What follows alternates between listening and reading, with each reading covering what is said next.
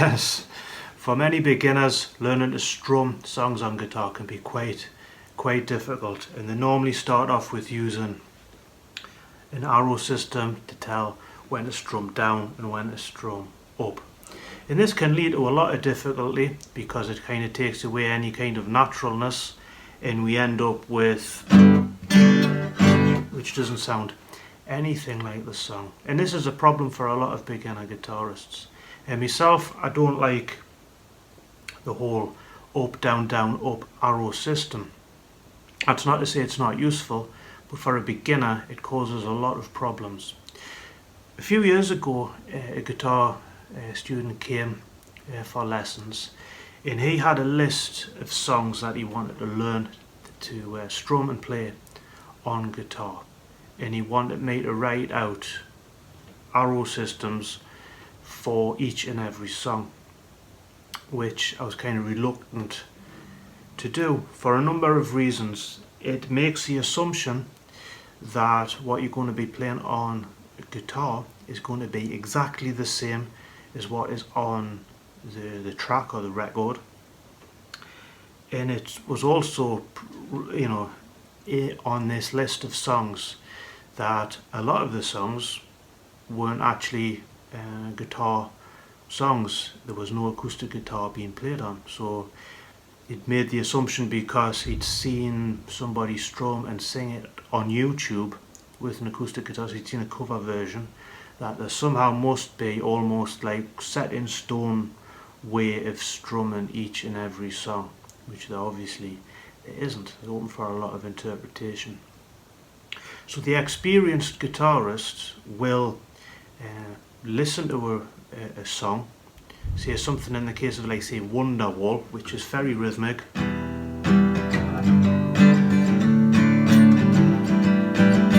something like that.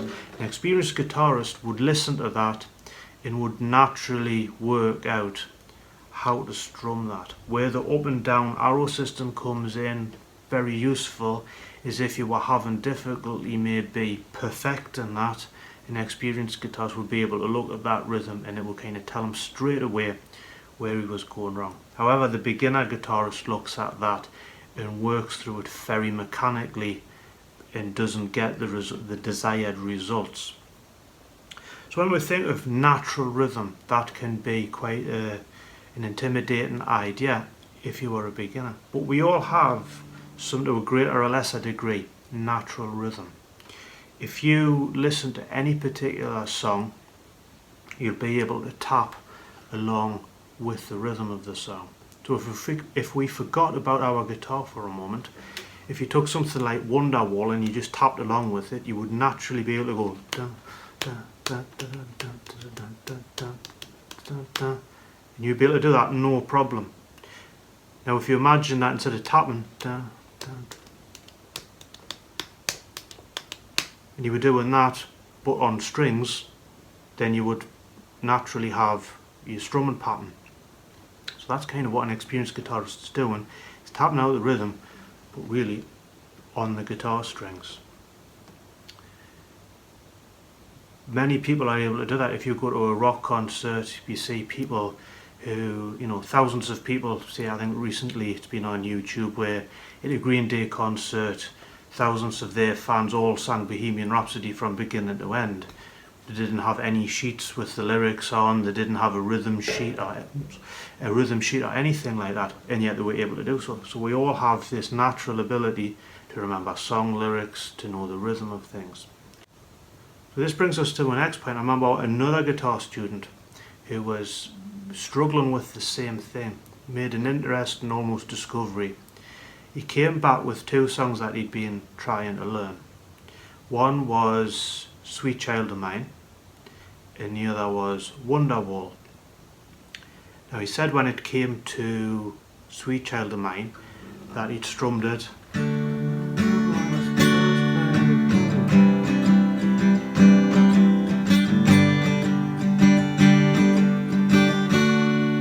that was no problem. He made an interesting point. He was strumming along with the Guns N' Roses version and said he strummed it exactly the same as the record. when he came to playing Wonderwall, said he struggled, crashed and burned and didn't have a clue what to do. Now the interesting fact there is that there is no strumming guitar on the Guns N' Roses version of Sweet Child of Mine. So what he was doing when he was playing, and felt as if he was playing along with that perfectly, he was listening to the beat of the song and using his own natural rhythm to follow along with the beat of the song. However, when he listened to Wonderwall, there is a definite acoustic guitar playing. So he was listening to the acoustic guitar and desperately trying to follow that. And that's kind of where the difficulty arose. So if we're trying to play a song that doesn't necessarily have an acoustic guitar being strummed, if we listen to the beat and we follow the natural sense of rhythm, so we can do that in a number of ways. In the case of something like Sweet Child of Mine, we could just go on D, 1, 2, 3, 4, 1, 2, 3, 4, 1, 2, 3, 4, 1, 2, 3, 4. And that is just following the chord progression and being able to count out. We can then add 1, 2, 3, 4, 1, 2, 3, 4, 1, 2, 3, 4, 1, 2, 3, 4. And as we progress and our strumming becomes more natural, we can then add in the up and down strokes of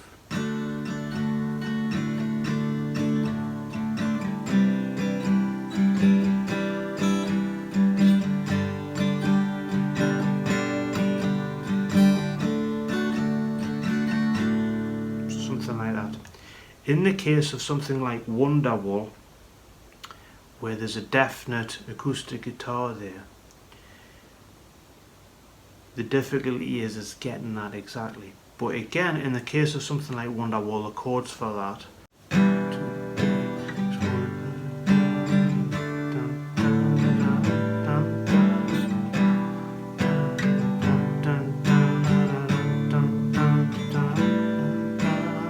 again, I'm not playing that the way Noel Gallagher plays it, but as we progress, and if we are able to do that, as our rhythm develops and we become more comfortable on the guitar, we can then start adding the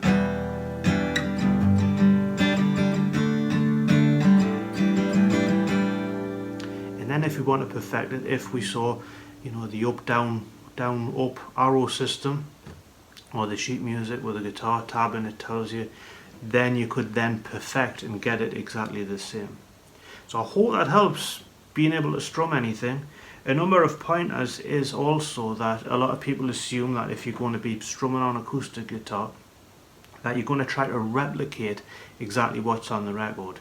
If you're wanting to do, unless you're in a tribute band and you're trying to, be so authentic that it sounds exactly the same as the record, the chances are that maybe being exactly the same isn't that important. Also the fact that if you want to do an original version of a song, we think of something like Sweet Child of Mine.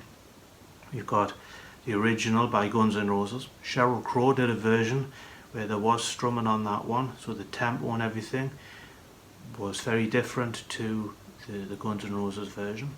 And there was another version who, can't quite remember from memory, who did a version of Sweet Child of Mine, but they did it on piano, and it was completely different. Again, where if you were going to strum that, it would be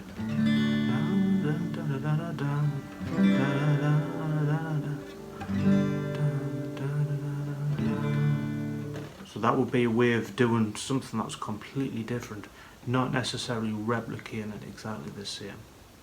So as always, thank you for watching, and I hope that helps you be able to strum anything on acoustic guitar.